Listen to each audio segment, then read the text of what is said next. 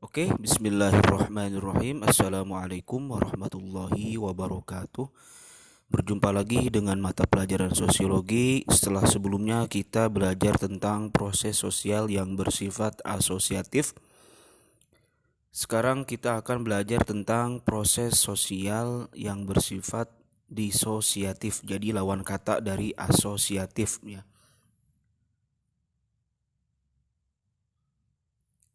Oke, proses disosiatif atau oposisi dibedakan ke dalam tiga bentuk, yaitu persaingan, kontravensi, dan pertentangan. Nah, yang pertama ini ada persaingan. Persaingan adalah perjuangan berbagai pihak untuk mencapai tujuan tertentu. Persaingan mempunyai dua tipe, yaitu bersifat pribadi dan bersifat non-pribadi. Tipe persaingan yang bersifat pribadi disebut juga dengan rivalry atau rivalitas. Dalam rivalitas, individu akan bersaing secara langsung, misalnya persaingan para anggota untuk memperoleh kedudukan tertentu dalam sebuah organisasi. Nah, dalam persaingan yang bersifat non-pribadi, yang bersaing bukanlah individu melainkan kelompok. Contoh persaingan non-pribadi adalah persaingan antara dua partai politik dalam merebut simpati rakyat, atau persaingan antara dua kesebelasan sepak bola untuk berebut kemenangan. Tipe-tipe tersebut menghasilkan beberapa bentuk persaingan, di antaranya persaingan di bidang ekonomi dan politik, persaingan untuk mencapai suatu kedudukan dan menjaga gengsi, serta persaingan ras. Nah, salah satu ciri dari persaingan adalah perjuangan yang dilakukan secara damai dan sportif. Artinya, persaingan selalu menjunjung tinggi batasan dan aturan. Oleh karena itu, persaingan sangat baik untuk meningkatkan prestasi seseorang. Yang kedua yaitu kontravensi. Kontravensi pada hakikatnya merupakan bentuk proses sosial yang berada antara persaingan dan pertentangan. Kontravensi ditandai dengan ketidakpuasan seseorang, perasaan tidak suka yang disembunyikan, kebencian, dan keraguan-raguan terhadap kepribadian seseorang. Kontravensi cenderung bersifat rahasia. Perang dingin merupakan salah satu contoh kontravensi karena tujuannya membuat lawan tidak tenang atau resah. Dalam hal ini, lawan tidak diserang secara fisik, tetapi secara psikologis. Nah, sikap tersembunyi seperti ini dapat berubah menjadi pertentangan atau pertikaian. Wujudnya dapat berupa protes, fitnah, maki-makian, melalui surat selebaran, agitasi, subversi, teror, dan lain-lain. Menurut Leopold von Weiss dan Howard Baker, kontravensi memiliki 5 bentuk sebagai berikut. Yang pertama umum, misalnya penolakan, keengganan, perlawanan, protes, dan lain sebagainya. Yang kedua sederhana, misalnya penyangkalan pernyataan orang di muka umum, maki-makian melalui surat atau selebaran, dan cacian.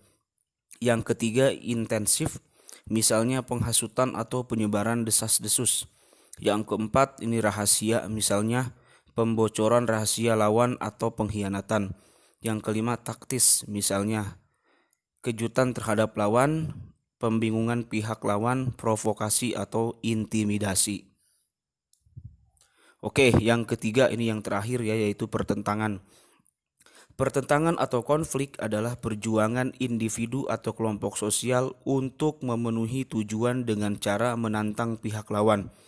Biasanya konflik disertai dengan ancaman atau kekerasan.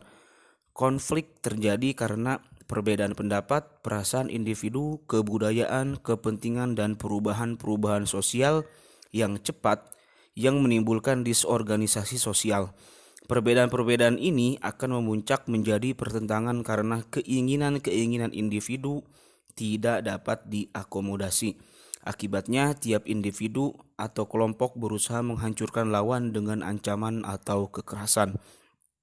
Nah, dalam pertentangan, hal yang paling banyak berperan adalah perasaan. Perasaan dapat mempertajam perbedaan sehingga masing-masing pihak berusaha saling menghancurkan. Contoh, perasaan yang menimbulkan konflik adalah benci, sentimen, dan iri. Nah, pertentangan tidak selalu bersifat negatif. pertentangan juga dapat menjadi alat untuk menyesuaikan norma-norma yang telah ada dengan kondisi baru yang sesuai dengan perkembangan masyarakat. Pertentangan dapat pula menghasilkan kerjasama karena masing-masing pihak dapat saling berintrospeksi dan memperbaiki diri. Contoh dampak positif pertentangan adalah perombakan aturan-aturan yang mengekang hak politik warga negara pada masa Orde Baru ke Orde Reformasi. Nah, pertentangan mempunyai bentuk-bentuk khusus antara lain sebagai berikut. Pertama, ada pertentangan pribadi. Ada beberapa individu yang sejak mulai berkenalan sudah tidak saling menyukai. Kondisi ini jika dikembangkan akan menimbulkan kebencian. Masing-masing pihak akan berusaha menghancurkan pihak lawan. Yang kedua, pertentangan rasial.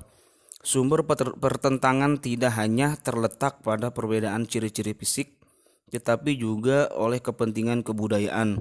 Keadaan menjadi bertambah buruk jika salah satu ras merupakan golongan mayoritas. Yang ketiga, pertentangan antar kelas sosial. Pertentangan ini terjadi karena adanya perbedaan kepentingan antar strata, seperti perbedaan kepentingan antara majikan dan buruh. Nah, yang keempat ini ada pertentangan politik. Pertentangan yang berkaitan dengan kekuasaan ini biasanya menyangkut antar golongan dalam masyarakat dan antara negara-negara berdaulat. Misalnya, pertentangan yang terjadi antar partai politik menjelang pemilihan umum atau pertentangan antar negara.